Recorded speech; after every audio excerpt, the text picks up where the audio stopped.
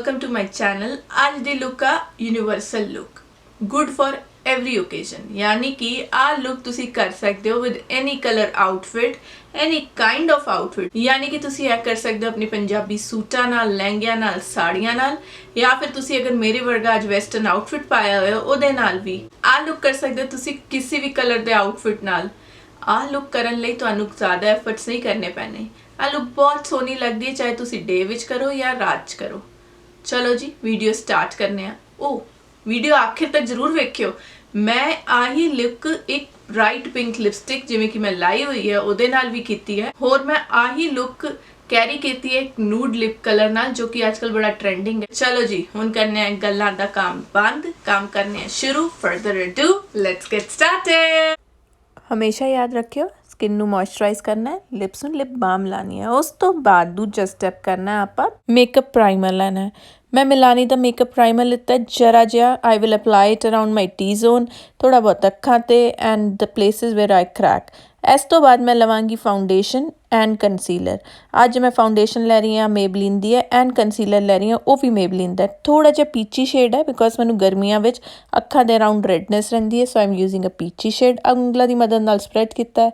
Foundation मैं beauty sponge की मदद नाल ला रही हाँ।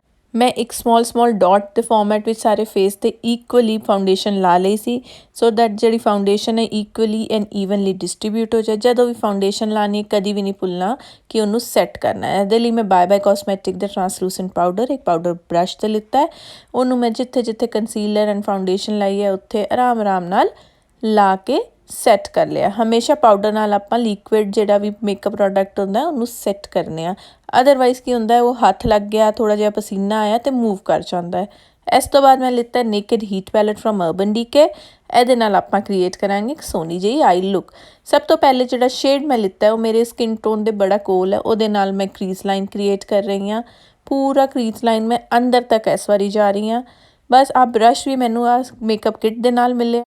इस तो बाद मैं एक साफ ब्रश लिता है एंड सारे ते सारी जी हार्श लाइनां ने उन्होंने वैल ब्लेंड इन कर लिया है। उसी ब्रश से मैं हल्का जिहा डार्कर शेड लिता है ब्राउन का, तो क्रीज लाइन नू होर वैल डिफाइन कर रही हाँ। आ मैं ध्यान रख रही हाँ कि मैं क्रीज तो उत्ते ना जावां ताकि कलर जिहड़े जिहड़े मैं यूज़ करन वाली हैं वो ट्रांजिशन शेड एंड ए वाला शेड वैल पे ऑफ करे एंड विखे भी। हुण मैं की कर रही हाँ एक डार्कर शेड लिता है, आउटर एंड इनर मोस्ट कॉर्नरस नू मैं डार्कन अप किया है। अखा कुछ इहो जिहियां लगन लग जाएगियां।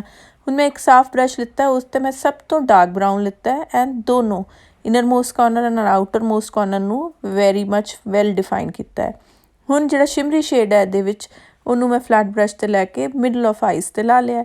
अखा कुछ एवें दी लगन लग जाएगियां। यू कैन सी अजकल मेरी अखा थोड़ी जी स्वेल्ड ने। बस काजल लाया मैं मेबलिन दा। उस तो बाद मैं थल्ले वाली जिहड़ी वाटर लाइन है उन्होंने भी स्मोक आउट कर रही हाँ। अजकल मैं जिथे रहनी है ले उत्थे बहुत गर्मी पै रही है, इसलिए मेरी आइज़ बहुत पफी रहिंदियां ने, इसलिए मैं वीडियो कट कर पा रही हाँ। हुण तुसी देख सकते हो आई लुक कुछ इस तरह की लगेगी।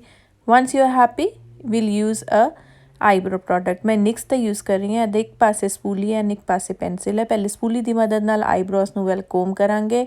उस तो बाद जिहड़ी पेंसिल साइड है उहदे नाल आपां नैचुरली अपनी आईब्रो नू ड्रॉ करांगे, उन्होंने फिल करांगे। Suggestion is to keep your eyebrows near to natural. देखो जी कुछ इस तरह के लगन लग जाएंगे, the one filled and without filled. उस तो बाद जी आपां की करना है नॉर्मल आईलैश कर्ल करनियां ने, मैस्कारा लाना है।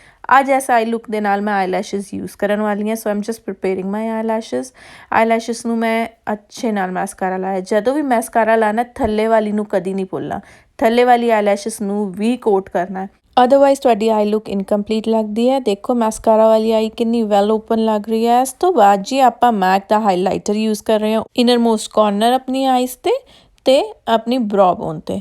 आ कर लो, ट्रस्ट मी पार्टी विच तुसी लश्कारे मारने हैं, फिर तुसी कहोगे आए हाय निधि की टिप दिती सी। बस आ करके तुसी अपना मैक का ही एक ब्लश लिता है मैं। आ थोड़ा जिहा शेयर है, I am keeping my blush near to natural. Eyes already बड़ी बोल्ड ने। आ करन तो बाद जी मैं यूज़ कर रही हूँ फिजिशियन फार्मूला दा matte bronzer. This one is such a beautiful bronzer, अगर मिले तो लै लियो। बस हॉलो ऑफ द चीक्स ते लाया थोड़ा बहुत जॉ लाइन ते लावांगी ते मत्थे ते लावांगी। मत्था अगर तुहाडा ब्रॉड नहीं है तुसी स्किप कर सकते हो। आ लाने तो बाद अगला स्टैप करने आ।